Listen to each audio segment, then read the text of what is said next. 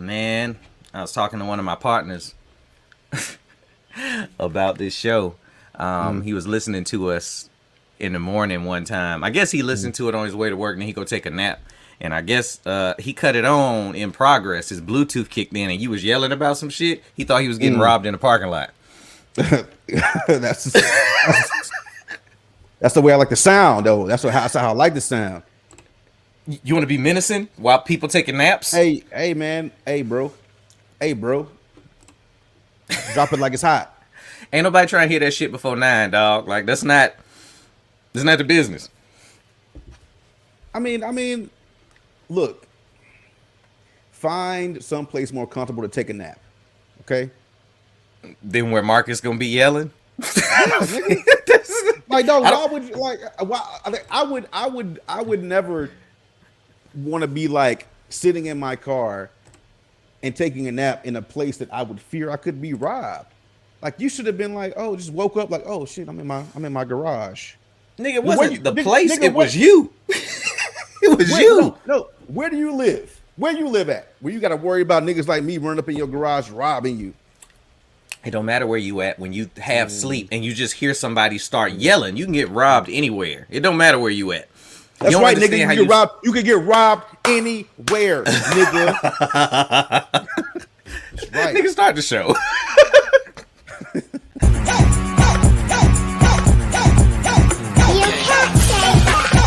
Shut up, I'm gonna say what I want. I'm free to believe when my speech is blown. And you need to receive, you can leave it wrong. It's what you want now.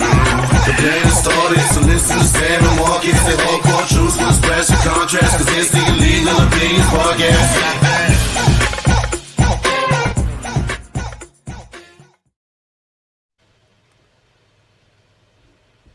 I'm so glad that's back. That is back. Yeah, the imaging, the graphics make the song better, and the song made the graphics better. So it's like, okay, it's a symbiosis. You know, they gotta do both. Well. They gotta do both. Hey, y'all, welcome back to Illegal Opinions Podcast, episode 140. Listen with an open mind to leave mad. The choice is yours. I am your comedian host, Sam Ridley, in the building. Chilling with my man 100 grand Marcus Palmer in the building. Y'all can follow him at JSpade24 for all inquiries and complaints that you don't need to send to me. You can send me your complaints, but the customer service ain't that good over here at JSpade Enterprises. This is what I'm saying. J Spade don't give a fuck how you feel. I don't either though. They send it to me, dog. I don't know, man. I guess because I listen. I'm the listener. I'm the gentler listener on the show, and they scared you gonna fucking bitch. Why you on my phone with this bullshit? That's crazy. That's crazy. I don't even say bitch outside of this podcast, which is kind of wild. That's not true. That's ass backwards. It's not true at all. It's not true. So I say bitch, but I say bitch in conversation where it's like meant to be playful. And I don't call women bitches either. So that's the other part. Where bitch is necessary. Yeah, like where it's a good like little bitch. Let's drop it right there. Well, yeah, I think when people hear us talking, they forget that this is just a conversation between two dudes that know each other well. Obviously, we're not going to the mall like, hey, bitch, let me get a 3-piece. Word. Hey, bitch, y'all got this shirt in a medium? Yeah, like we're not doing that. You know what I'm saying? So like, y'all gotta take shit in context. Anyway, the holidays are upon us, man. I hope y'all had good turkey days. Christmas is coming up. This is the weirdest year. This is the first year that I have a Christmas spirit, but at the same time, I ain't buying nobody a bunch of shit. Like, the theme is small and thoughtful. Smartful, nigga. Like, that's smartful. Yeah. Smartful Christmas. That's the goal this year, because I'm like, yo, we be breaking the bank for people we don't fucking talk to. Like, I'm not doing it. It's that, and then I honestly, I think Christmas is for children and, you know, a significant other. But like, I can't. I thought about this shit the other day. I can't, and I have 5, maybe 6, like really close friends, and 3 of them are people that I grew up with. Like I met these niggas when I was fucking like 11, 12 years old. Like your people's, right? People. These are my brothers, and it's probably 3 others that I've known for like you and I have known each other for fucking Ever. 20 years, which is crazy to say, right? So I ain't never bought none of y'all niggas no gifts.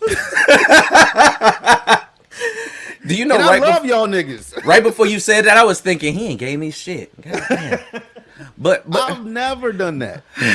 nah.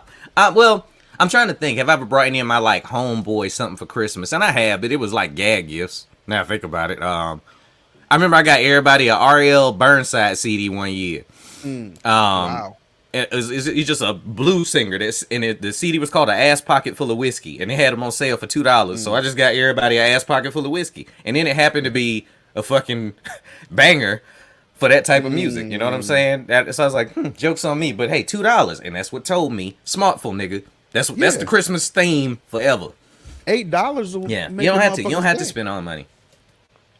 I don't Do know. you what I'm think you'd doing. give a Like, shit about Christmas if you didn't have a kid though? That's the thing.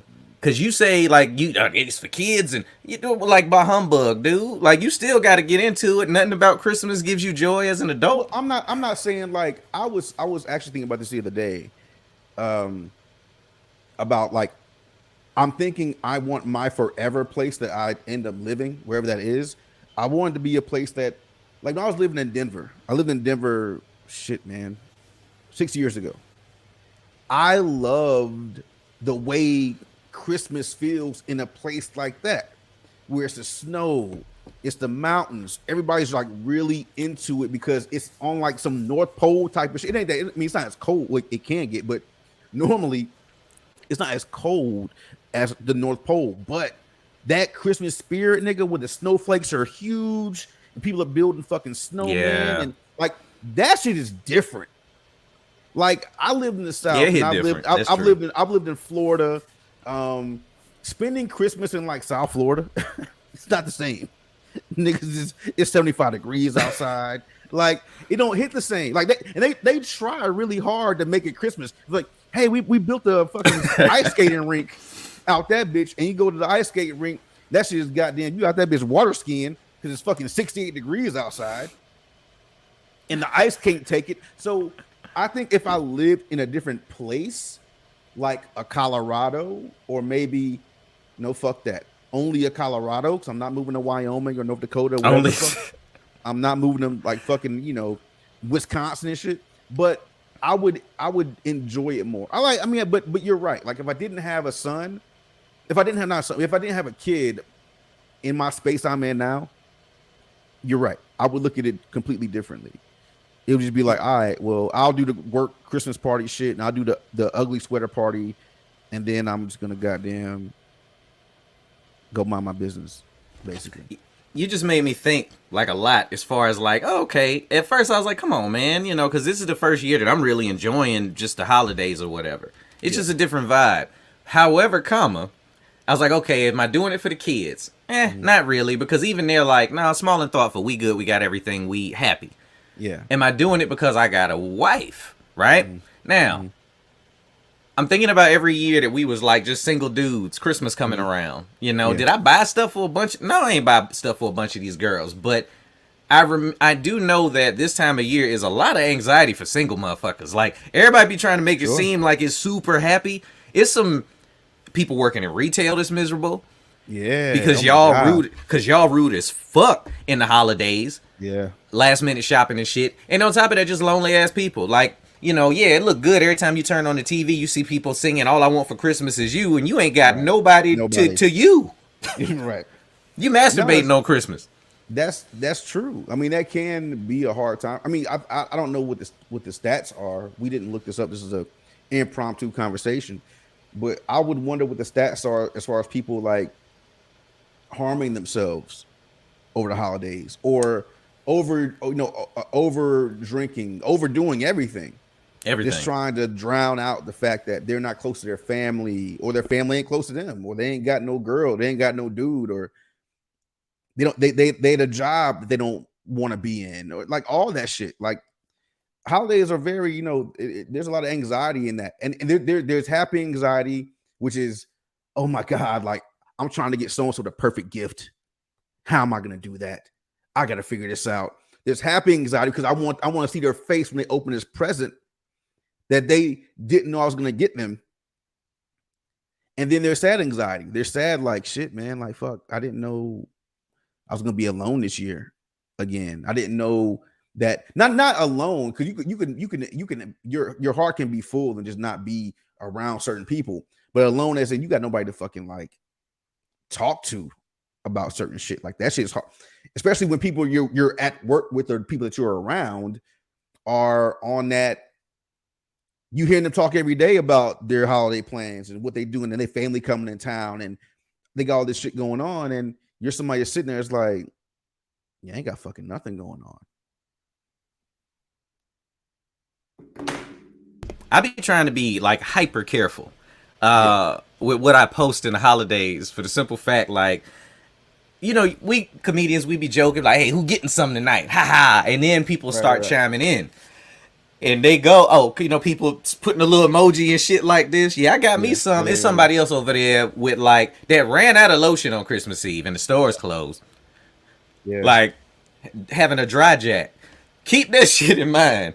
When you go, hey man, look at all of this. This me and my family. I got my kids, this PS5 and this and that. You know what I'm saying? Like, watch yourselves. And I seen people get robbed that way. I'll never forget seeing a chick post all these shoes she had, and then the next week it was a whole nother story. You bringing in the new year barefoot. So, watch yourself. That's just. Hey man, like that's true too. I mean, nigga, people that rob people got kids too. So I gotta get them some shit, and I ain't got no money. I gotta get them yo shit. And you're on, you know, social media posting what you out there doing, what you out there buying, where you at, all this, you know. All right. Like it'd be like, hey, I mean, it don't even be your homie. It'd be the homie that called 8 homies that you don't know. Hey, yo, Keisha out there, the goddamn Dillards going crazy. Run up and on she her. Gonna be home. She got it. Yep. She drive a burgundy 1992 Honda Accord. If it ain't outside, she ain't there. That's it. That nigga said 92. She is not doing all right. she ain't going crazy at Dillard's. She might be frugal in the 92 Accord. She is not going crazy at Dillard's. Frugal, man. She might be frugal, dog. She going. This bitch going crazy at Claire's, nigga. Like you might want to get down to the mall. Oh, she's almost at $28. Goddamn, 3 bags for shit. Oh shit! Before we get off Christmas shit, man. So. What album, just off the top of your head, Christmas album, reminds you of home when you was a kid? Boom. Jackson 5. Mama was sucking Santa off and some more shit. Yeah. And didn't nobody in the house believe that Mama was fucking around and shit. Yeah. Mm-hmm. So Po Michael. That's why he didn't let them niggas blow up. He's like, oh, y'all don't believe me? All right. But Jackson 5, yeah. Jackson 5. I think Mariah Carey's the easy go-to because you've heard it your whole life, or your whole like teenage to adult life. But definitely Jackson 5. You know.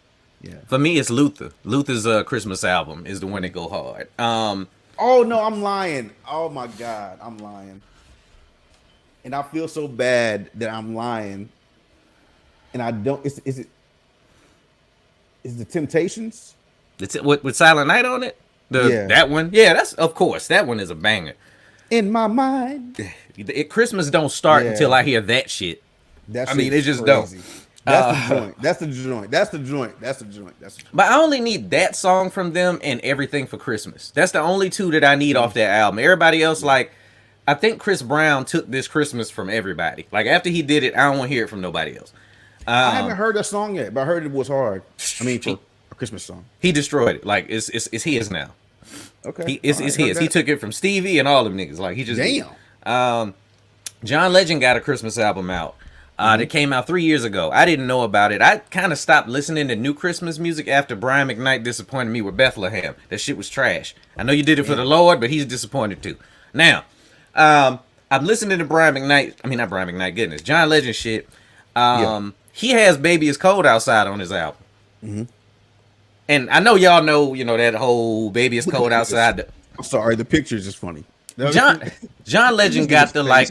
He got the most Tempur-Pedic face I've ever seen on a person, dog. Like, dog. These pictures, he looking like, he looking like, keep drinking, bitch. Dog, after I seen that concert, there's no doubt in my mind that John Yeah. Legend don't be tearing some ass up. Like, he seemed, you know, that dude that's real nice. They be like, he's so sweet, girl. Like, he just be crooning. Yeah. He be like, flip over, bitch, when he get in the room and shit. Like, a whole different dude. Nigga with the sex room. Yo, you have got to, if y'all out there listening have not heard it, one, it's an incredible Christmas album. I'm gonna say that, especially if you So like it's his really, vibe. so it is good. So It is even though good. Yes, it is good. He flipped this song. Did you listen to it? No, I did not. Okay. So if y'all have heard the old school "Baby It's Cold Outside," I had never listened to the lyrics until recently, and I didn't realize how rapey the old one is. Like, he literally drugs her in the song, and it's quick. If you ain't paying attention, you skip that he put something in her drink. So John Legend's version of the song, when I saw that the song came on and it was called "Baby It's Cold Outside," I was like, nigga, what is you doing? And it's him and Kelly Clarkson. Okay. And Kelly Clarkson is, you know, at the house, snowing, that whole thing is going on or whatever. But the lyrics are all the way different. Oh, Instead really? of all of that, you know, I can't stay. And he's like, baby, it's cold outside. Like, John Legend is like, she's like, I can't stay. He's like, your Uber's outside. Like, Oh, it's- wow. the whole song is him telling her, bitch, it's fine. You don't have to be here. I like that. My driver's I like name that. is Miguel. He is outside. And like you can that. leave. It's cold. And you going out that bit. Like, the whole song Yeah. is like that. It's dope, dog. Like, it's him letting her know, like, hey, I'm not pressed for no pussy. I like that. I like that version instead of the nigga that's Rapey. like the rapey. I'm super thirsty. Please don't leave me here by myself by this fire. I won't make it through the night. Keep on drinking, motherfucker. Keep drinking. You want another drink? And that's how the other one was. Yeah, you want, let Yeah. me. Yeah, like the beginning of the other one, this one, he's like, I really can't stay. And he's like, baby, it's cold outside. She goes, I gotta go away. He goes, but I'll call you a ride. She goes, this evening has been great. And he's like, I'm so glad you dropped in. And then he starts to go on to tell her, I'm gonna tell the car to hurry up. Because That's I know the- you. Because I know you don't want to fuck, and that's cool. But I gotta get somebody over here that's trying to let me crack. I'm John Legend. Like, yo, if it ain't gonna be you, it's gonna be somebody else. So please leave. Yeah, like just so you know what I'm saying? Like, you gave me the red light. Right. I'm gonna get somebody that got a green light. Yeah. You should be ready to go right now. Exactly. You should be ready to go right now. My driver's name is Andre. He would drive you wherever you gotta go. Like, no shit. Like, get on. Like, I'm not gonna give you any more of my liquor. No, you're not drinking no more. No. You ain't even had no drinks. No, you gotta go. You gotta go. It's hot cold. chocolate. It's It's cold. cold. It's hot. Yeah, you go home. It's warm at your house. She ain't gotta have no liquor, but you can give her some hot chocolate while she No, waiting no, on. no, no, no. That it takes more effort to make hot chocolate than it does to make a motherfucker drink. Now I gotta goddamn go and turn the Keurig on, get some hot water in the cup. I gotta go get my Swiss shit, my Godiva shit You that I stupid. didn't want to give no fucking ass bitch. I didn't want to give her my Godiva. I wanted to give her some good dicka, some good dicka. Good dicker. I want to give her some good dicka, but she didn't want that, so you can't get none of that. Nah, son. I gotta You- plug my shit in and get the water hot. Nah, I ain't doing that. Go ahead. That song I gonna be like big. it. Mark is gonna make baby. It's cold as fuck outside. Yeah, it's cold as fuck. It is cold as a month. You better get home. I heard this goddamn yes. You gotta go. That song gonna be short as fuck when Marcus do it. She gonna say, I really can't stay. He gonna be like, bye, bitch. And the song gonna cut the fuck off. Nigga, she gonna be like, how far away is the Uber? It's 8 minutes. Just go outside and wait. Yep, it's 4 if you start walking. Nigga, you can- are you can- already where, yeah, you meet him in the middle. Meet that nigga halfway down the street. Meet the Uber halfway, bitch. You. Please go. Oh my god, can you imagine telling the chick, hey, he 8 minutes away, but if you start walking now, it's 6. Yes. Yes. Hey, yo, call the driver. Hey, it's a pink toe outside. She walking in your direction. Like, if you see a motherfucker in a white coat and some Uggs, that's her. Please stop. Or don't. Because I shouldn't have. I don't know. Oh my god. Pay for Right, Uber that's game, kinda got that's that the cut. that's the album. Black classic film. Yes. What's the one you got to see? What's the one you got to see? Black classic film. That shit was funny. Black classic film. A Christmas film Um. or holiday? Okay, when I say black classics, there was like these movies that came out. They weren't really necessarily a holiday movie, but they were like The Best Man. The Best Man Holidays, more like Christmas. Yeah, that realm of film. Man, I don't think I got one. Honestly, I don't think I have one. I'll give you one. Soul Okay. Food. Remember Soul All right. Food? Yeah. Well, did you like it back then or now? I don't know when the last time you saw it, but I like certain parts of it for sure. okay.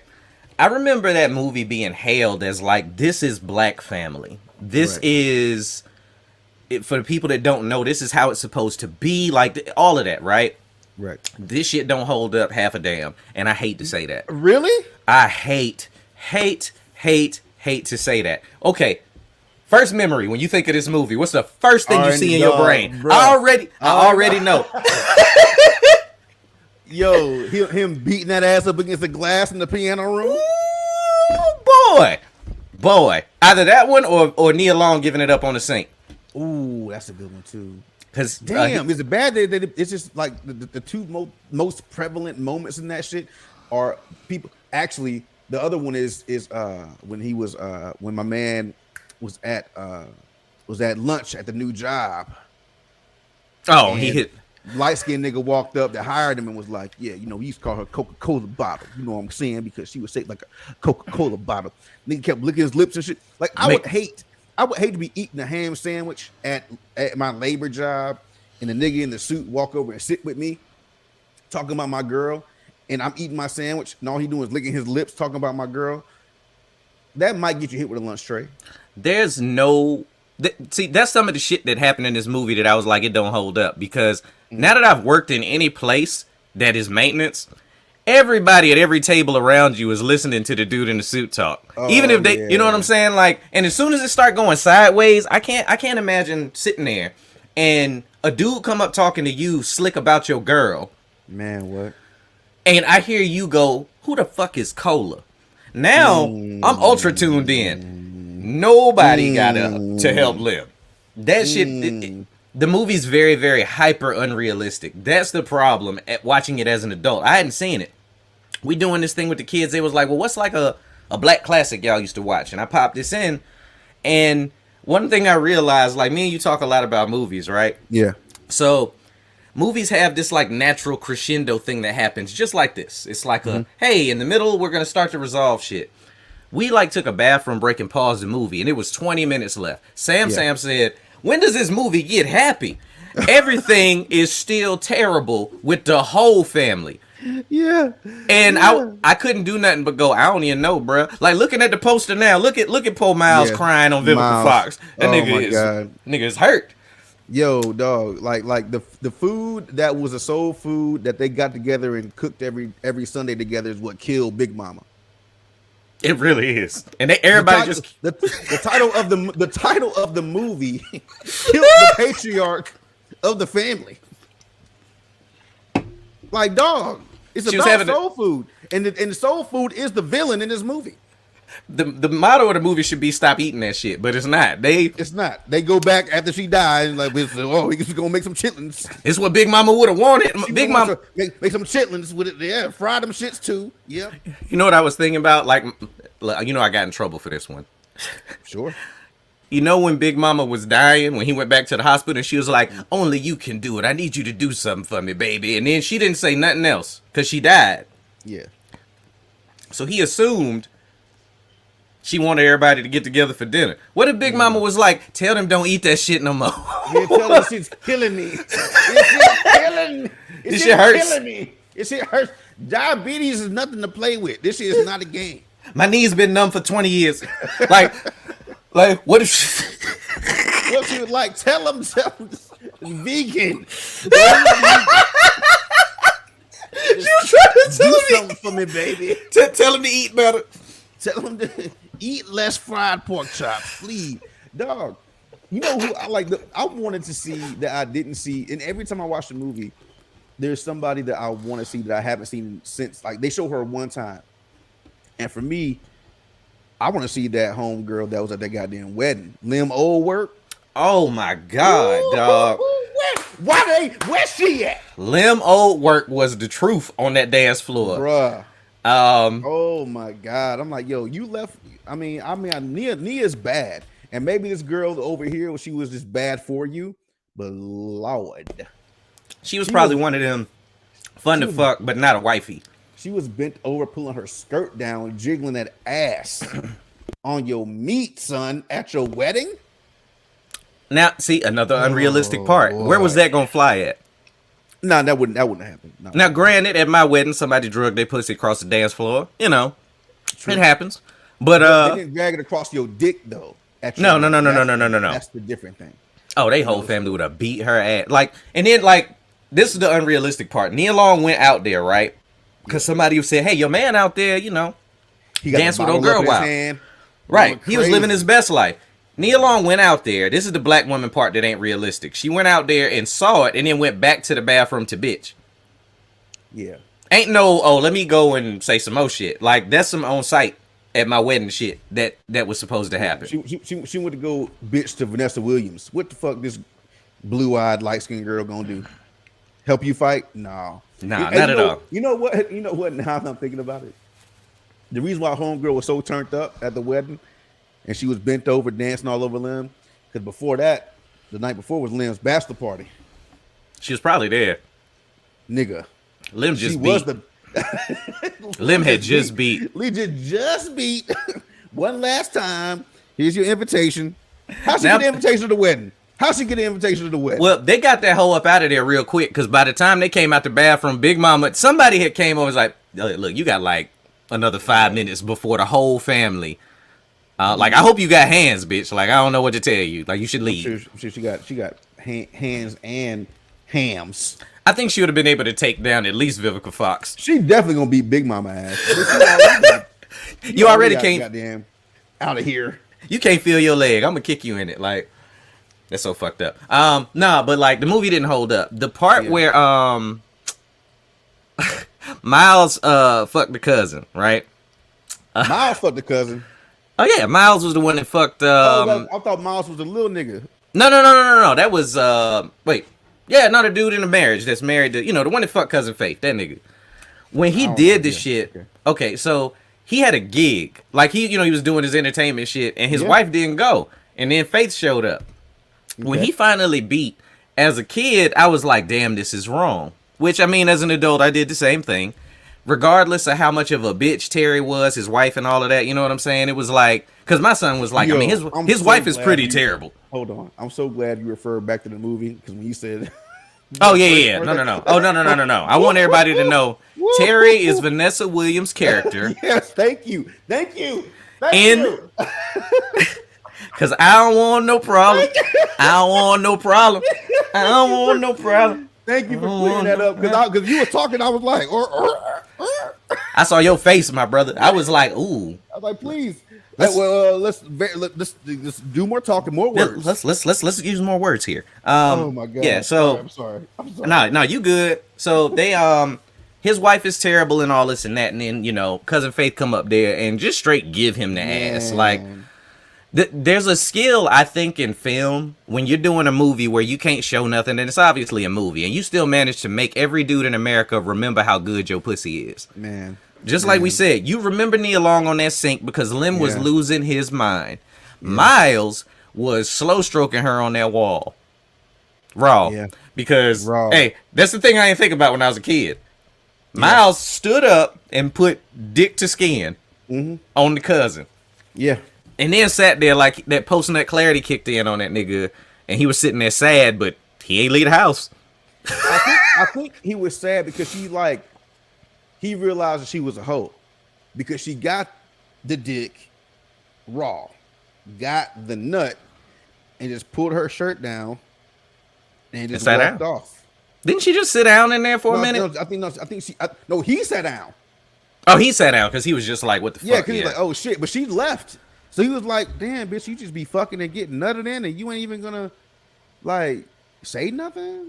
Right. Like, so we that's cool. You don't want no plan B or That's- nothing. Like you just gonna leave? All right. Yeah. So at the end, when Miles did his whole lie and brought everybody there, right? That's the part that's the most unrealistic. Like, me and you talk a lot about black families, and now that I'm older, nobody was gonna stay at that house. Ahmad was a kid's Ahmad was a kid's name. Ahmad Yes. was his name. Yes. And when everybody showed up and it was like, oh, we just cooking, everybody in the house hate everybody. Yeah. You got my homeboy out of jail. You fucked my cousin. You over here pulling guns on my cousins. You got me jumped by your other cousins. I'm not eating with you niggas. No. No. That no, no, that breaking bread. I mean, I don't know. Maybe this is a me thing. You could tell me if I break bread with somebody, that's my family. Like, I love y'all, and I don't mean that as a blood thing. Like, I'm cool with you. Yeah. I don't give a fuck if you making catfish and I walk in and you done locked up my fucking husband. Like, what the fuck is we talking about? Well, here's the thing about that. Back to the unrealistic part is, black people are very good about asking who all over there. Yes. So when I ask you who all over there, and you say it's just so and so and so and so, when I pull up and I see it's goddamn 4 cars in the driveway, and now you lied about who all over there, and I'm gonna keep on. I'm gonna keep it pushing. I don't even think I'm not coming in to clean no greens with your bitch ass. None at all. None at all. The only one that half kept it real was Cousin Faith when Ahmad tried to hit her. We got green beans. We got catfish.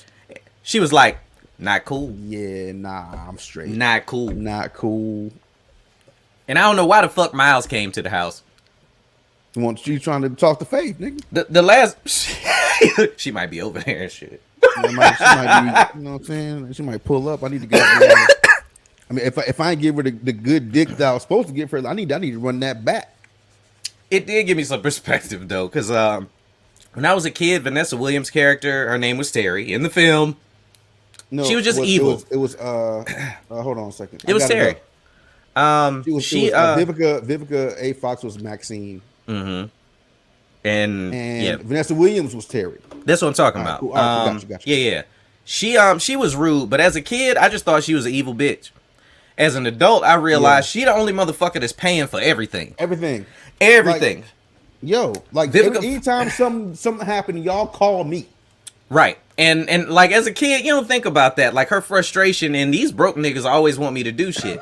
So like there's this scene where she was talking about I'm selling Big Mama house, and all of them was like, we ain't selling the house. Mm-hmm. As a grown up, I'm like, bitch, we what? I'm I bought you your hair salon.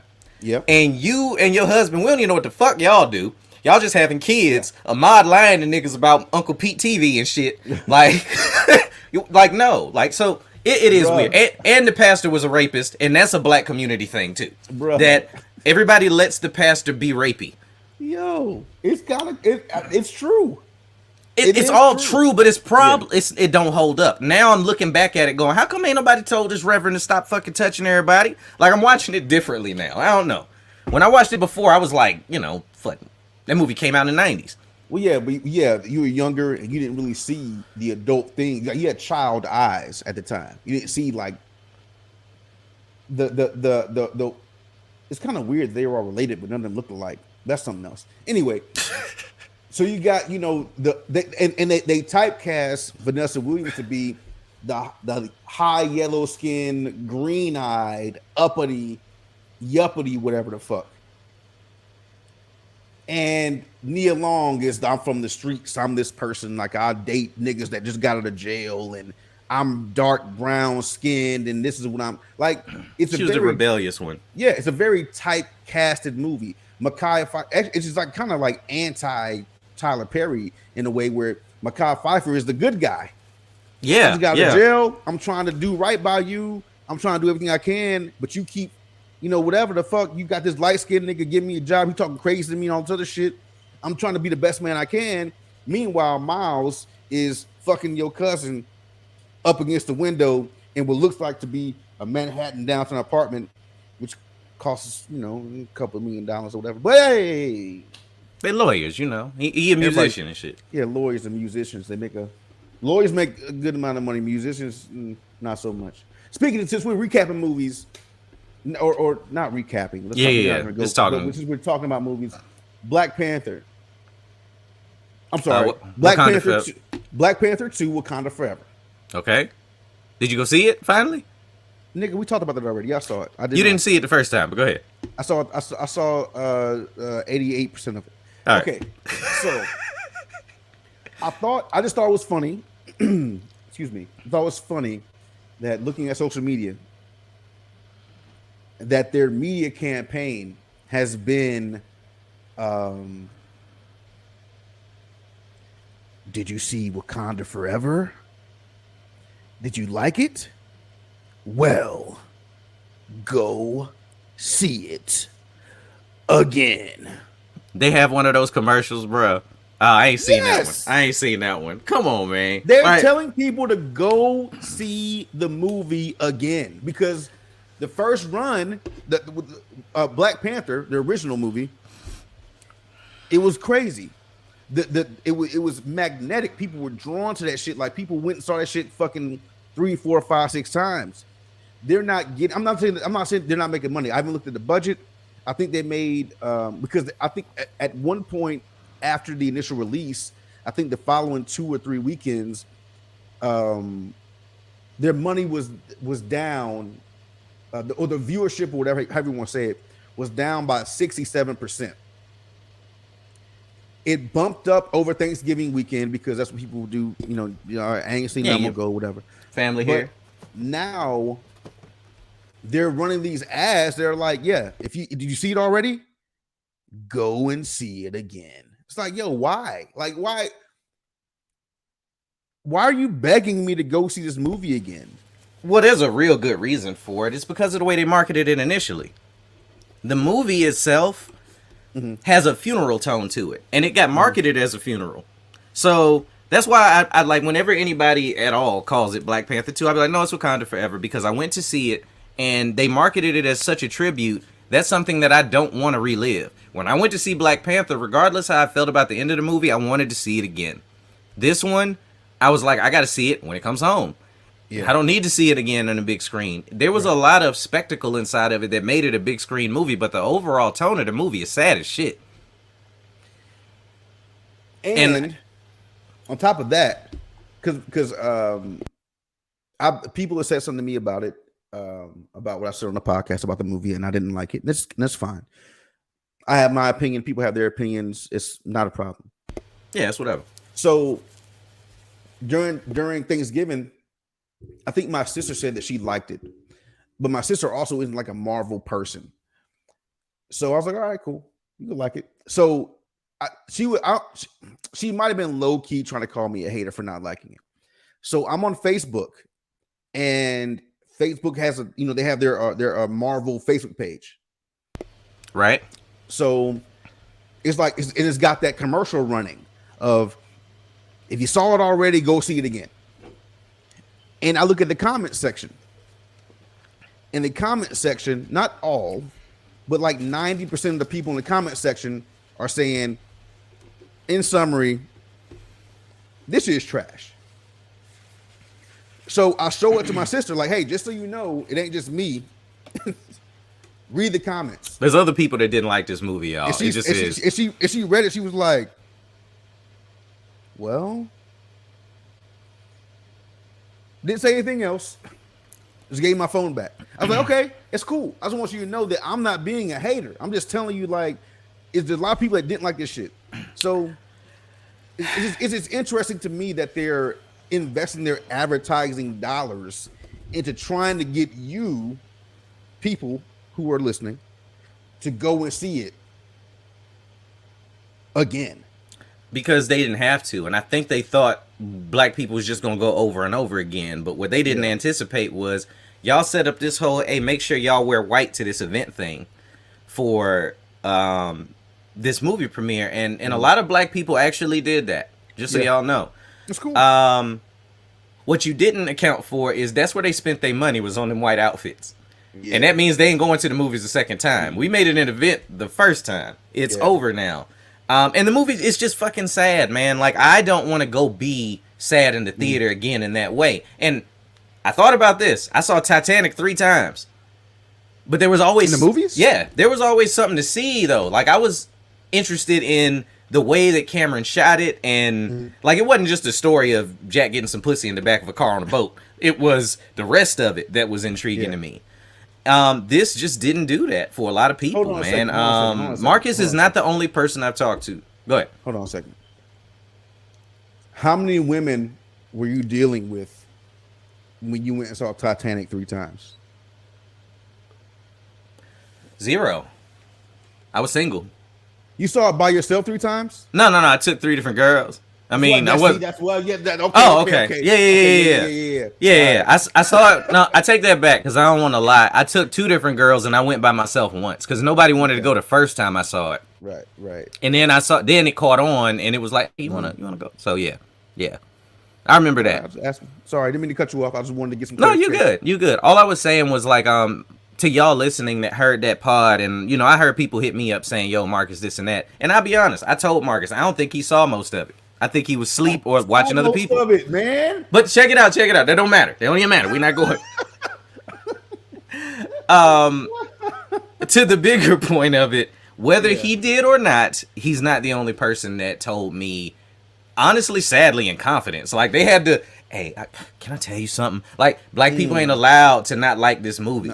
Yeah. And I think that's what y'all are more mad about with Marcus, honestly, is that he said it. And I didn't hate it, but yeah, even when I tell people I consider it Wakanda Forever, not Black Panther 2, they take offense to that. And I'm just like, what the fuck do y'all want me to say? Like, I enjoyed it. I did enjoy the watch, but I don't feel like it was Black Panther 2. It wasn't. They not doing that shit. Say what you were gonna say. Say what you said. What? About M'Baku. Say what you said. Oh, yeah, straight up. In the first movie, if anybody's being honest with it themselves, you liked M'Baku better than T'Challa. You just did. Yeah. And don't get me wrong when I say that. Like, it's not a in real life. Yeah. Thing. It's not that. It's not that. In character person that we're talking about. And nobody's saying that T'Challa wasn't cool. Not yet. Right. Yeah, thank you, Marcus. I'm talking about T'Challa and M'Baku, not Chadwick Boseman and whatever he was in the Us movie. Yeah. I'm talking about the fact that when he stepped on the screen, we had already fallen in love with T'Challa with the whole "I never freeze" when he went to get Nakia and shit. We fell in love with her later on for different reasons. Then M'Baku pops up out of nowhere. We didn't even know who this dude was. Yeah. And we see him get in his face and he's all, keep his father safe. We will not have it all. Everybody in the fucking movie theater was like, yo, this dude is sunning the shit out of T'Challa. And if T'Challa had lost that fight and M'Baku was just the Black Panther, nobody would have been mad. I think we still would have had a pretty good damn movie. Nobody would have been mad. Nobody would have been mad. I saw it in the comments a lot, and we said it on the podcast before that we thought M'Baku should have been the new Black Panther. And I think they led into that at the end of Wakanda Forever, because I think they gave us a fluff film to fill a bunch of gaps. They promised a Black Panther movie early. Unfortunate things happened to Chad. That you can't. Those things are unforeseen when you're planning out something that epic. I'm pretty sure it skewed every movie that's come out since then. You know, So they did what they could do. I'm not mad at the effort. I'm not mad at the effort. I'm just disappointed in the product of the movie. But I think, just like this next Thor movie coming out, and we kind of nerding out a little bit right now, but I think the next Black Panther, which hopefully has M'Baku as the Black Panther, and just like this Thor movie, which the oldest, more handsome Hemsworth nigga, Chris, they all some good looking white boys. Just fucking who gives a fuck. But Chris Hemsworth said he wants a new Thor movie to come out as more serious. I think these next 2 movies, when they come out, are going to be more serious movies, and I think they're going to be fucking great. When he go to fight Hercules, it can't be a joke, bro. It better be real. We already talked about that, but it better be real. Let's move on real quick. We always normally do the rest in pieces up top, and we didn't. Mm-hmm. Rest in peace to the legendary Mills Lane and Kirstie Alley. Mills Lane died? Well, oh shit. Yes, that's why I sent you that picture. Yeah, dog. Mills Lane has passed away. What? And I know you're a boxing guy, so I'm sorry. I thought you knew that. I did not fucking know that. Yeah, Mills Lane just passed away, man. What? If y'all don't know who we're talking about somebody you saw right there in every single legendary fight coming up in the Oh my God. Yeah, that's our guy. Yeah, that's when he was and he'd get in there. He was one of the only referees I see that would get in there with these, 290-pound men. Back up. Stop it. Back up. Hey. And they respected the shit out of Mills Lane. Everybody respected Mills Lane. He's done the biggest fights ever. I did not know he died. Yeah, man. Sorry you had to find out this way. Like yesterday or the day before. What? Yes, sir. Oh my God. Yes, Mills sir. fucking Lane? That was my nigga. Because he was the If y'all out smallest, there, bald, white dude in the ring. couldn't miss him. Couldn't miss him. That's crazy, dog. I didn't know that. Wow. Marcus is probably seeing every fight you ever saw him in right now. Yeah, That's what I did. That's what I did. I'm about to fucking cry. Like, I didn't know he died. Yeah, man. Holy shit. I'm genuinely sorry you had to find out like this. I thought you knew. No, I didn't know. That's crazy. This is I read it. Somebody had put it on their page, and again, this is one of those, like we talk about with these celebrities. This is why I like bringing them up. Certain ones hit you differently, and he's just that guy that was always right there in the mix. Like for an example, there was a guy that used to run the door at the Improv, and we used to see him all the time. Yeah, they just become a part of the event that you're doing all the time, So it was weird, and I ain't, obviously we ain't seen him do a fight in a long time. I think he was in his 70s, It's just odd. It was just like he's one of them people you just assume is somewhere doing fine. You know what I mean? I didn't know fucking Mills Lane fucking died. Yeah, man. I don't even have no more on that. It just kind of jacked me up, and I was like, let me make sure I mention this man's name because a legend definitely just passed away. Damn, that's crazy. You all right? I'm kind of fucked up, but we got a podcast to do. So, damn, I didn't know that. Shit. Yeah, man. This is real, y'all. You never know when these people that you kind of grew up with. All of our heroes are older. All of the ones that we grew up watching. All of the ones that were really. Hold on a second. Yeah, get it off the screen. He was literally the voice in our heads. Like when we talk about people that you watch wrestling and shit all the time, Lawler just sitting there saying things about what's happening. That was the voice. That was the guy. Dog, honestly, if you want, we had an hour. We can stop the show. We can end it here and just do the rest of the shit. Let's go. Yeah. You sure? Cool. Yeah. All right, cool. So let's get this Deion Sanders thing rolling. Let's talk about it. We got to. So I'll let you lead this one off, matter of fact, because I'm gonna just say this. I only talked to 2 people about it, and I was seeing it in my news feed, but all of y'all already know I'm not a big sports guy. However, I used to be, and who don't know primetime. So I started doing my own research, but I know Marcus know football. So I want to know what you thought about it. Tell him what we talking about, of course. But okay, Deion Sanders was the coach at Jackson State University for the last, I want to say 3 years. And being from the South and being somebody that went to a HBCU, you know how big of a deal that is. Just because HBCUs we don't get any shine. Well, they don't get any shine at all. So to have a big name like someone like Deion Sanders to go to coach at a school like that, like he could have went to fucking Morehouse or FAMU or Howard or Hampton, like a big school to go coach, but he chose to go to Jackson. Why? I don't know. It's fine. I don't know. But he brought attention to the program in a way that it's never gotten before, or even in a way that HBCUs have never gotten before. So he said that, you know, his job that he wanted to do was to bring attention to the sport, to HBCUs, so that, like, yeah, we got a lot of good black athletes that come down here that want to play, and they don't go to the big schools. They don't go to the Alabamas or the fucking USCs or Stanford or fucking Florida State or whatever, or Miami. We have good athletes here as well. So he did that. He did his job in that aspect.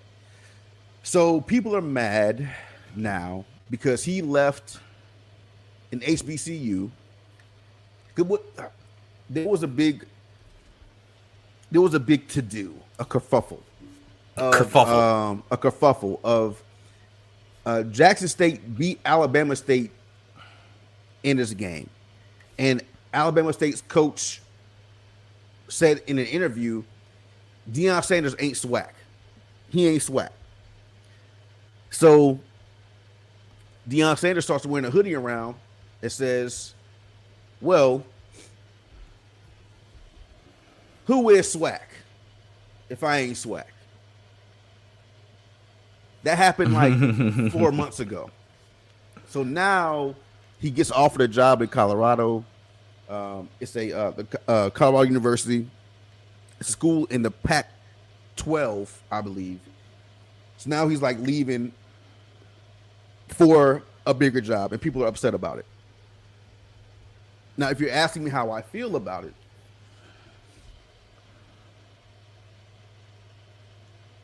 you did what you said you were going to do. Like, how much do you have to give for it to be enough? And if you're letting other people decide how much you have to give for it to be enough, it'll fucking never be enough. It'll never be enough. Right. They would rather have Deion be at Jackson State forever. He's won back-to-back. I might be wrong, but I'm pretty sure he's won back-to-back SWAC championships in that league, in that organization that he's coaching in right now. He brought the number one recruit in the country, not number one fucking quarterback, not number one running back, not number one linebacker, the number one recruit in the country. He brought that kid to come and play at Jackson State. He brought NIL deals that were meaningful. NIL deals are name and likeness, which means that if you're a college player, and a lot of schools, not just Jackson, but a lot of schools do this where they do it now because it's legal, where now kids can get sponsorship deals based off their name and likeness. He brought that. He brought that. Okay. He brought the money to Jackson. So it's like, yo, like, what do you want him to do? Be there forever? Like, nigga, people were asking me about it because I got a group of friends that we're all like into football, whatever the fuck. I'm telling them, I'm like, yo, I think he's gonna fucking go to FSU because he graduated from Florida State University. So I thought he was waiting on that job. For him to take, like, he didn't even like take a big job. This is fucking Colorado University. This is not going to fucking USC or Oregon or fucking Florida State or Miami. He took a mid-level Power 5 job, and people are mad about it. And the funny part about it is, one last thing and I'm done. The funny part about it is, most of the people that are mad about this didn't even go to a fucking HBCU. Okay. See, I looked at it different, and maybe that's, you know, I like that. First off, I need the insight because I'm just looking at it from the outside in, you know, of somebody that's just a casual fan of it and watching it and this and that, and it just seems to always look like black people use the word sellout too fast.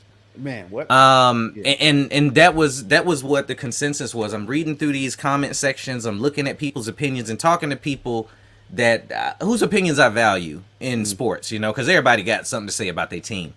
And it was just like eye-opening of the people that I consider my closer friends more feel like you do. Like, when are we allowed to stop giving so much? As black people, when you start helping black people do anything, at the point where you go, all right, I've done my thing, let me go get my bag. I've really been doing my thing for y'all. Can I go and make sure my legacy is straight? And what I'm worried about now is if he doesn't do well here, Primetime's man. name. You know what I'm saying? Like, I Yeah. feel like this is a play at Deion Sanders' legacy Yeah. in the No, long and run. And it will be because he said some shit that I don't think he should have said, but I'm not his media manager. I'm not his fucking whatever. Like, he came into the room when he was talking to the players at Colorado that are there now. He was like, hey, I'm coming here and I'm bringing some luggage. So if you feel like you need to get into the transfer portal, which is the transfer portal for people who don't know, is a portal that kids can get in to transfer from one school to another. Okay. Like if there's a coaching change, I ain't trying to be here, nigga. I'm trying to get the fuck out of here. I gotta go. So he told the kids, hey, if you want to transfer, it's cool because I'm bringing luggage and my luggage is Louis, which I don't know what the fuck that means, but that's what he said. He's trying to swag it out. Yeah. So he's bringing his son. His son is a quarterback. His son is transferring to Colorado. That number one recruit that he recruited to Jackson is transferring to Colorado. And the only issue I have with all of that is there is cute and there is very serious when it comes to competition. In a Division II college type situation, smaller college type situation, you can be cute and get away with some stuff. Like, it's all right, it's cool. Like, you made a mistake, but because the competition is different, you could get away with that mistake. But when you go to like the Big Five, which is you talking about the Pac-12, the SEC, the Big Ten, the ACC, like that kind of shit. Now you're talking about the best of the best in the fucking country at playing football in college. So now you're taking these two kids, your son being one of them, thinking that they are amazing at everything. Yeah, that's not. And now next year, playing in the Pac-12, that competition is different. So now what happens? And I'm curious to see what happens. Maybe they ball out, both of them. Hopefully they do. Maybe they go there, they go to Colorado, and they go crazy. But those situations are few and far between. So we'll see. But big up to him for getting the money. He did his fucking job. And he moved on and promoted himself to get a better position. If you're mad at that, you're probably doing some shit at your job. You probably never. If you're mad at Deion Sanders getting promoted, which is basically what happened, getting promoted. That's what it is. Yeah.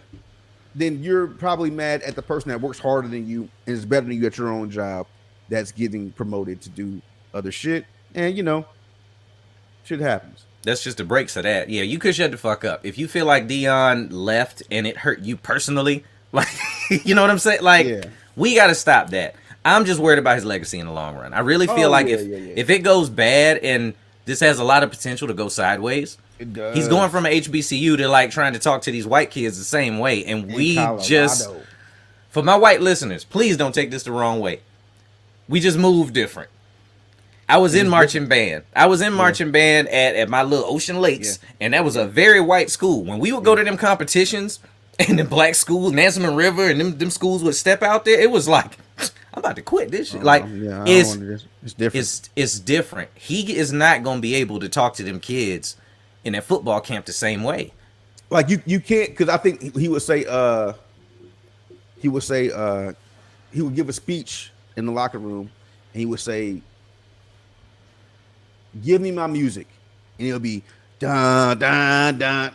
Here I go, here I go, here I go. That's cool. In Jackson, Mississippi, when your locker room was full of black kids who know who Mystical is from fucking 1997 or 8. But that's gonna sound different in Colorado when you're trying to sit in the living room of a prospect, a recruit. And now, Fucking Gus and Sandy are on the couch, and they're like, "Wait, when you play music in the locker room that says nigga, you're fine with that? Okay, we don't do that up here. We don't do that here in Boulder. It's just different. It's just all the way different, man. Like, I'm looking at tweets and stuff of people just talking about pump the brakes, Prime. Might be a good idea to earn the respect of the players before you start dissing and being condescending to kids who've invested in the program. You talking about bringing in luggage. This is crazy. Yes. Like, Yes. it's a bunch. And I've literally scrolled and I've seen 2 positive ones. And don't get me wrong, it's the internet. Duh. Yeah. Right? But it's wild to see the backlash and the way that the backlash is coming out. And that's why I kind of feel like it almost seems orchestrated, not to be this conspiracy guy, but, you know, we see our black heroes get to the top and then they get brought down in the last quarter of their career. And it's almost like it's cheaper for them to do it that way. I mean, personally, if I was a manager of his or in his circle, I would have told him to wait until the FSU job is open. Because you went to Florida State. You was a nigga out there. It's fucking Florida. Like, it's different. You know what the fuck is up. You're from fucking Fort Myers, nigga. Like, you know what time it is out here. This, like, Florida is one of the highest, heaviest recruited places in the country when it comes to college football players and baseball players, actually, and basketball players. Like, Florida got a lot of shit going on when it comes to these like high school athletics and these collegiate teams. I would have told him to wait to go until the FSU job was open and then go there. You going to Colorado? I don't know what you're doing. I ain't your mans in them. I don't know what your plan is, but fuck it. You know what I'm saying? You maybe you trying to show and prove because your ego has gotten the best of you to think that everywhere I've gone, I've done it. And this could be the thing that springboards you. If you go to Colorado, you make that program successful in a way that it hasn't been successful in years, in decades, then you can write your own ticket. But if you go over there to Colorado and that shit is trash, my nigga, that's the last thing they get to remember. It's such a weird slippery slope. I hope it goes well, and I like to think he knows more than we do, obviously, about what he's doing. So yeah, we'll see. Let's holler at these amazing singers and get on out of here. Let's see. All right, one last thing. So over. I thought it was a joke, but like 3 weeks ago, I heard that Jennifer Lopez was going to do a tribute to Whitney Houston at the Grammys. Wait, to who? That's why I waited. That's why I waited, because in transparency, full transparency, Sam. No, you can't. This can't be real. Sam asked me before we started about what was on my list to talk about, and I said this. The nigga muted his mic. I know. No way. I'm like, no way. No way. I'm looking it up. Look it up. So I just said Jennifer Lopez tribute. He was like, "Yeah, I heard somebody. She's doing a tribute to somebody. Who is it?" I said, "Don't just wait, and then we'll get to it when we get to it." So now we're getting to it, right? So she's doing a tribute to Whitney Houston. I thought it was a joke when I heard it the first time. I thought it crossed over my algorithm, and I read it, and I'm like, that can't be true. I'm not even gonna let this make me mad right now. I'm not gonna let it make me mad right now. I can't. Now it's real because she's practicing. Okay, I'm listening. She's practicing. There's no way. This. Now I was gonna grab the video and download it off of YouTube, but YouTube wants you to pay to download the videos off there. I'm not doing that right now. We ain't making no bread like that on this podcast. So shut the fuck up, niggas. Okay.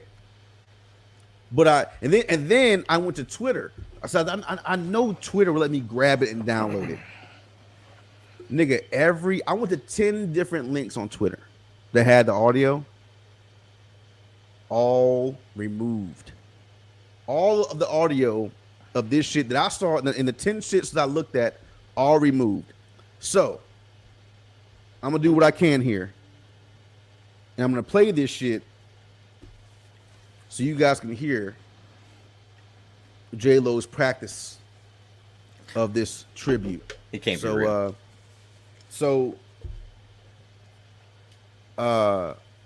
This is her practicing her tribute. All right. All right.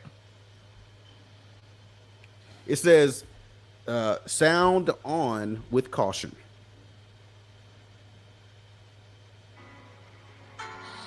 I'd always dream. No. Whoa. I'm sorry. I'm sorry, everybody. I'm sorry, everybody. That hurt me too. I'd always dream that fine. Sorry. That sounded so fucking crazy. I'd always dream that fine. Okay, play it again. Corey, give me the note. Give me the note, Corey. Okay. Give us something. Shit. No, that's not it. Okay, baby. I'd always dream that fine. I'm still going off on always, right? I'd always. Okay. Do it again. Okay. I'd always dream. Yeah. Sorry, go ahead. Marcus. I'd always dream. No. Whoa. I'm sorry. All right, that's it. All right. Well, while that was destroying my eardrums, I've never been so thankful for tinnitus in my life. Tinnitus. I went to look because I had to know. Lauren Schwartz is a representative of J-Lo's, and the last 2 days she's made a statement saying that it's not happening. Like, it's just not happening. What? An official statement has come out, and I just looked to make sure. It's false. None of them fit her vocal range. She never made that statement. And it was never announced, and they're looking into the origin of that tape. They're saying that tape was a long time ago, her just practicing some Whitney Houston, and it's not about this, and that's how the story, went viral. So supposedly it was never a thing that was happening. So, but I do remember hearing it was happening a lot. I'm pretty sure the Grammys said something about it happening, and then the it was kind of funny. It's like 2 people got fired. Whoever recorded that audio on their phone or whatever, the device, was found and fired. And then they was like, "Hey, J-Lo, we gotta fire you too." Like, maybe we got to backpedal out of this thing. Like, we can't.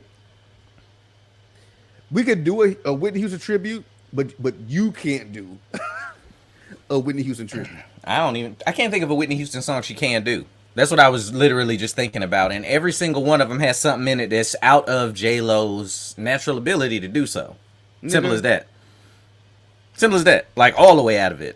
She's so like bad. The Jaquan of music. Jaquan. Because it's like, oh, that shit was a banger, but was it you? Or was it the production? The thing about it is, like, what would ever, like, when did, and maybe it happened outside of, the brown and black community. I never understood, like, when did she become somebody that you would go to for a tribute? Like, we always knew that she was just Jenny from the block. Like, you make these little poppy bullshit songs, and we go with it. We straight, like, you doing this little poppy shit, little dance music, not a problem, because we don't look at you or even like respect you to be a like singer. You play Selena. No, yeah, you're the jack of all trades type of chick. Like, we know you'll be okay in a movie. We know you'll be okay in a song. We know you'll be like, do that. Cool, that's fine. But you're not going to do a fucking Whitney Houston like, oh, okay. Like, that's where is Adele busy? Draw a line. Is Adele, nigga? I was talking to somebody. I was like, yo, how the fuck? I'm sorry, let me stop you. How could they get Jennifer Lopez when they could have got somebody like fucking Adele? I said the same shit. Is Adele busy?